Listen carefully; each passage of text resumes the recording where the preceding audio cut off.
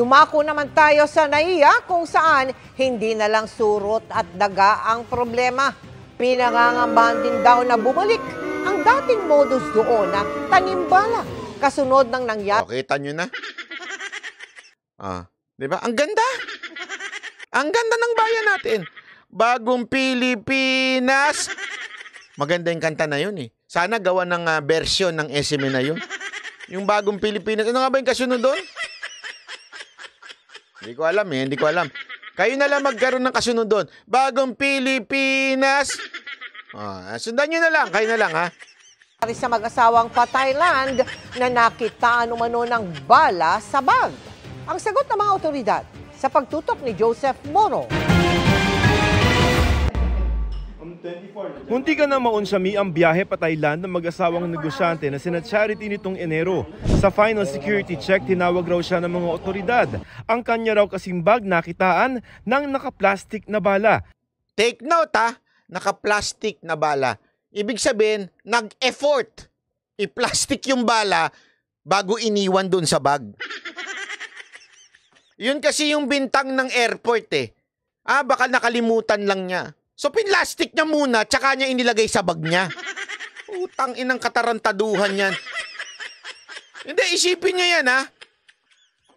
Ang sinabi, hindi siguro nakalimutan niya kasi meron siyang PTC owner siya, license owner siya. Una-una, pupunta sila sa Thailand. Hindi niya madadala yung baril sa Thailand. At lalong-lalo nang hindi niya madadala yung bala sa Thailand. Tapos sasabihan ninyo, hindi kasi may-ari siya ng baril kaya siguro may bala siya. Tapos ipinlastic pa. Anong katarantaduhan yun? Itinanggi ni Charity na sa kanya ang bala. Pinakitaan niya rin ng mga otoridad ng lisensya ng kanyang baril na mabuti ay dala niya noon. Magkaiba po yung... Tandaan ninyo hindi niya dala yung baril, ang dala niya lisensya.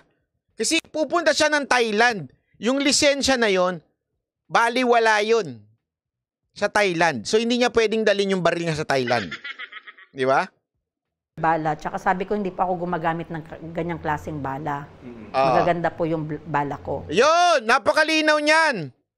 Napaka-importanting details niya kasi tingnan niyo yung bala na pinakita. Pangit na bale. Yung halatang balang... kasi maraming klase ng bale. Di ba? Nakalimutan ko na yung hollow point. Meron pa dyan yung... foolish heart, ganon. Hindi, totoo. Marami yung bala. Kasi yan ang kabilin-bilinan sa akin. Huwag kang gagamit na yung, yung nagamit na tapos nilagyan na ng pulbura. Yun, okay lang yung gamitin pag nag-shooting ka. Pero pagka, yun, full metal. Dapat yan ang gagamitin mo na, full metal, di kaya yung merong, na pumuputok. Yung, hindi siya, pag tumama siya, hindi siya tumatalbog, sumasabog na siya. Kasi delikado yun eh. Pag tumalbog, pwedeng tumama sa iba. Kaya yun ang ginagamit. Ito, bala pa ata ito ng paltik eh. Tapos meron siya, tapos ilalagay niya doon sa gamit niya. Tinawag raw siya ng mga otoridad. Ang kanya raw kasing bag nakitaan ng naka-plastic na bala. Itinanggi ni Charity na sa kanya ang bala. Pinakitaan niya rin ng mga otoridad ng lisensya ng kanyang baril na mabuti ay dala niya noon. Magkaiba po yung bala. Tsaka sabi ko, hindi pa ako gumagamit ng ganyang klaseng bala. Magaganda po yung... magkaiba pa yung bala ng baril niya at saka yung bala ha. Bala ko. Randel Bunagan, bili mo nga ako niyang full metal. Tapos balikbayan box mo. Kasi ang mahal ng ang mahal ng dito. Na pumuputok kami. Wala lang, sabi niya, sige ma'am, wala namang problema, sabi niya. Pero may papirmahan lang daw sa akin to make it sure na cleared daw ako. Pinayagan naman silang mag-asawa na makasakay at wala rin kasong inihain sa kanila. Pero bago raw ang insidente, may napansin na siyang kakaiba sa airport na mag-withdraw siya ng pera. Dami nagtatanong, naka-civilian sila. May bumabangga sa akin. Nilapitan ko yung asawa ko. Pagkatapos ng insidente... So may nangyari, may bumabangga. Anong ibig sabihin? Meron talagang nagtanim sa kanya. Nagigets ninyo? May nagtanim sa kanya, hindi natin alam kung ang dahilan ba nun para kikilan sila nung Kasi malamang ganito nangyari. May nagbumangga sa kanya, ipinasok, tapos tatimingan kung sino yung kakuntsaba nilang airport security. Tapos malamang doon sila kikikilan. Pero pagka naamoy nila na maalam itong si ate, marunong sa batas, pababayaan na lang nila. Hindi na nila itutuloy yung plano nila. Gets ninyo? Pero kasi pag umiral dyan yung, yung nervyos mo, pag umiral dyan yung kaba mo, tapos para kang natataranta, dyan ka na pwedeng kikilan. Tama, mali. Usually nga ginagawa yan sa mga Hapon eh. Alam niyo yon yung panahon noon na tanimbala?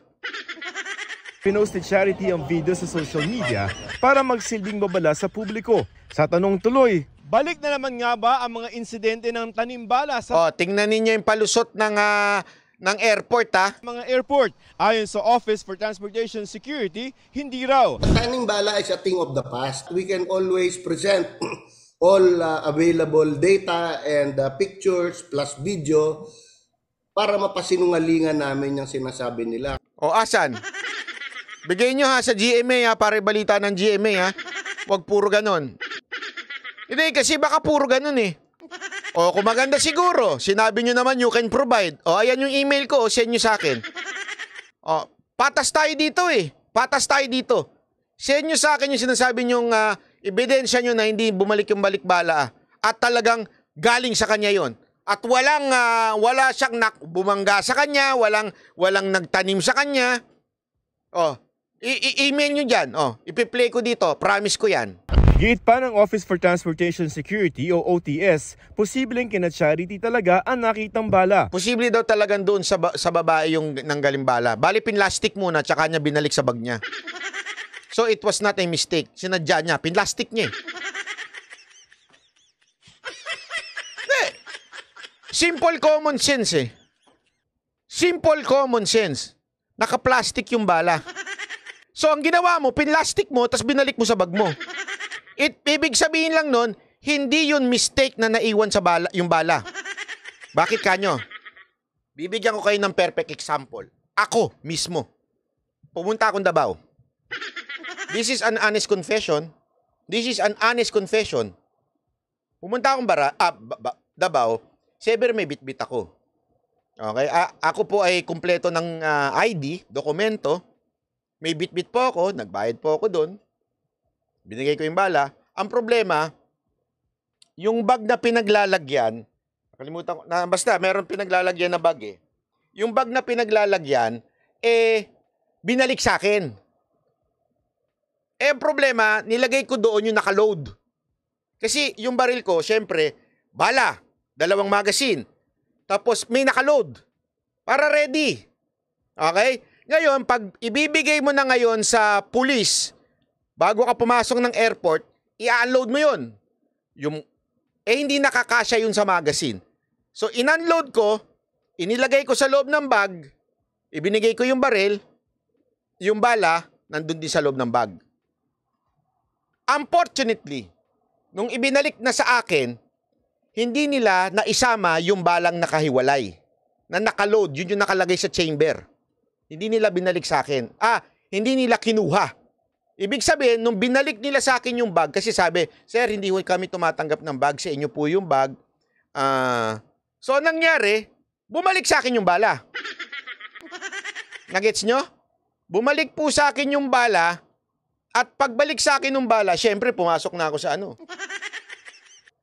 sa x-ray. Nakita yung bala. Sir, meron ba kayong, basta ganyan-ganyan, tanong-tanong. Sabi ko, oo, ito resibo ko. Nakita naman nila yung resibo ko. Nakita nila, legit ako na may bitbit. Legit na nagbayad din ako. At legit na chinek-in ko yun. So, ginawa nila, ganun ba, sir? Kasi, sir, meron na iwang bala. Hindi ko naka-plastic yung bala. Kasi galing nga sa chamber ko eh. At pareho yung bala niyan at yung bala nung nasa magazine ko. Kaya nga hindi nyo ako pwedeng paikutan dito sa sinasabi ninyo. So yung bala na yon, kinuha nila, isinama doon sa sinurrender kong magazine. Kasi Na-check naman nila, pareho itsura ng bala, pareho yung kalibre ng bala. At the same time, naandun sa bag ko na kung saan isinoli nila sa akin. Naiintindihan nyo? So, if that is the scenario, di sana pareho yung bala nung kalibre ng baril niya. Second, wala siyang bitbit ng baril sa Thailand. Paano niya papasok yung baril sa Thailand? So, hindi maliligaw yung bala. Third, bakit naka-plastic yung bala? Ibig sabihin, it was not an accident na nailagay yan dyan. Somebody or someone na naglagay dyan. Tama, mali. O, ngayon, pasinungalingan yung tatlong sinabi ko.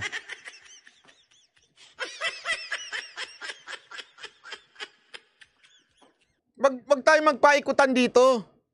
Pinapaikutan natin. I'm not saying, I am not accusing the officials of MIA na sila ang may kagagawa ng bala. Hindi yun ang sinasabi ko. Ang tinatabla ko dito ay yung bala nanggaling do sa ali. I think that's ridiculous. I think that's pathetic. Paano mangyayari yun? Pinlastik niya pa. O ito, pinlastik ko, tapos ilagay ko sa bag ko. Magkaiba pa nung bala niya at saka yung baril niya. Automated daw ang pagsala ng mga gamit ng mga pasahero na dumadaan sa automatic tray return system na hindi nahahawakan ng kanilang mga screening officers. Kapag ka yung bag merong containing Eto, meron na namang discrepancy. Sabi, kasi tama naman yon. Doon sa ganon, di ba, meron biglang pagtigil mo nun. Meron din sa Japan yan eh. Yung pagtigil mo doon, pag may nakitang something yung computer, ipupush ng computer para mapunta doon sa loob. Ibig sabihin, hindi mo makukuha. Masi-separate. Tama, mali. Di ba? So, kunwari, papasok dito. Halimbawa lang, papasok ko dito. Yung papasok dito, halimbawa itong ballpen, papasok yan dyan.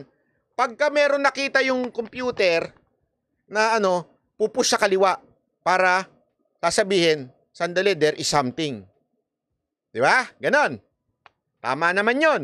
Pero pag wala, dire-diretso lang yan. Ibig sabihin, you can get your bags. Tama yung sinasabi ni Sir. Pero ang problema, ito. Ito problema. Yung discrepancy, bakit hinawakan ng opisyal? pagka yung Sa automatic Tingnan ninyo binubuksan ng opisyal. Binubuksan. tray return system na hindi nahahawakan ng kanilang Hindi daw nahawakan ng kanilang mga screening officers. Hindi daw nahahawakan ng kanilang screening officers. Anong tawag mo dyan? Gaan nakitang bala. Automated daw ang pagsala ng mga gamit ng mga pasahero. Kinakalikot niya. Officer yan. Officer. Kinakalikot niya. Hindi ko pinagbibintangan. Pinasisinungalingan ko lang yung sinasabi. Hindi ko pinagbibintangan. I'm not saying si ating may kasalanan. Pero ang sinasabi ko, yung sinasabi niyang hindi hinahawakan ng officer, anong tawag mo dyan? Sino siya? Ordinary citizen, vlogger? Na dumadaan sa automatic tray return system na hindi nahahawakan ng kanilang mga screening officers. Hindi daw nahawakan ng screening officer, pero hawak niya.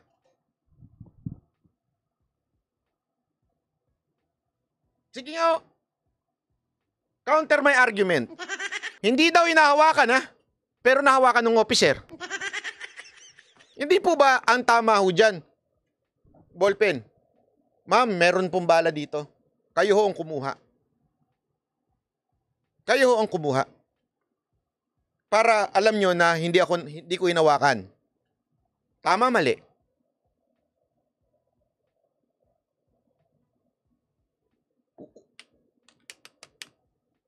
Ito. Minsan, utak ang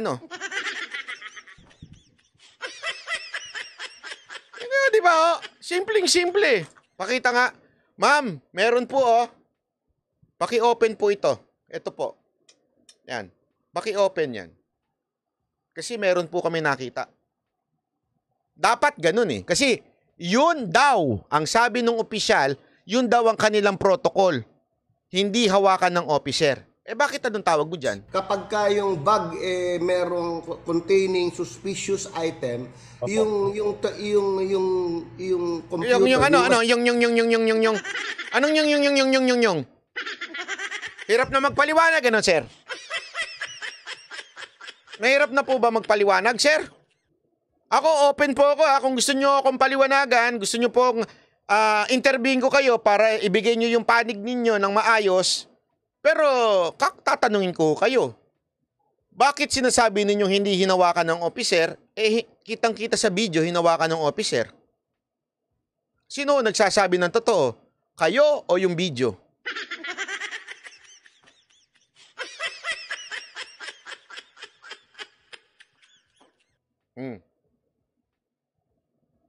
Sabi nito, yes, banat bay. Ihihiwalay ng tapos, tatawagin ka ng officer para makita mo yung ginagawa nila. Ganon ang nangyari sa akin. Sila ang humuhukay. Nakakita na ba kayo mga nagmamagic?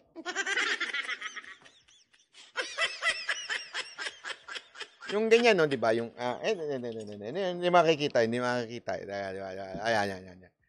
Eto po, wala ho tayong hawak, Walang hawak. Walang hawak. Yung bumawalig-baligtad pa, walang hawak ko tayo. Wala. Tapos bigla may hawak na. Yung ano. Ang dami namin pinanood ng kaibigan kong si Sacho. Na mahilig kasi yun sa mga magic yung nasa table lang. Meron kasi sa Japan, maraming ganyan yung mga table lang. At maniwala, di ba nakita niyo may video kami nila Boss Dada nun? We are allowed to take a video, ganun sila kagaling. Pwede namin i-video yung magic nila. At grabe lumalabas sa mga lemonade. Ang laki nun lemonade yun.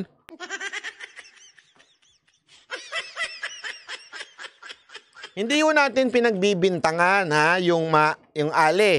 Linawin ko, hindi ko pinagbibintangan yung officer kanina.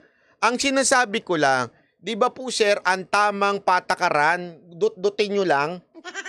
Ganon-ganonin nyo lang. Sir, ma'am, meron pong bala dyan sa loob. Una-una, kasi baka sabihin nyo, for safety, kaya hinawakan ng officer. Hindi naman pupuputok yung bala Paano puputok yung bala? Gaganunin mo para pumutok? Hindi naman puputok yun. Ibig sabihin, it's not for safety. Kahit ibato mo yung bala, hindi sasabog yun. So, pwedeng hawakan nung talagang umano ng ano. Kaya nga, ganunin mo lang Meron pong bala dyan, pakikuha, kayo hong kumuha. Tapos, ibigay nyo po sa akin. Di ba? Tapos, may CCTV. Dapat ganun, sir. Again, hindi ko pinagbibintangan yung opisyal na babae. Ang sinasabi ko, yun dapat ang tamang patakaran, sir, boss, amo. Ganun dapat ang patakaran, sir. Dut-dutin lang, hindi halukayin.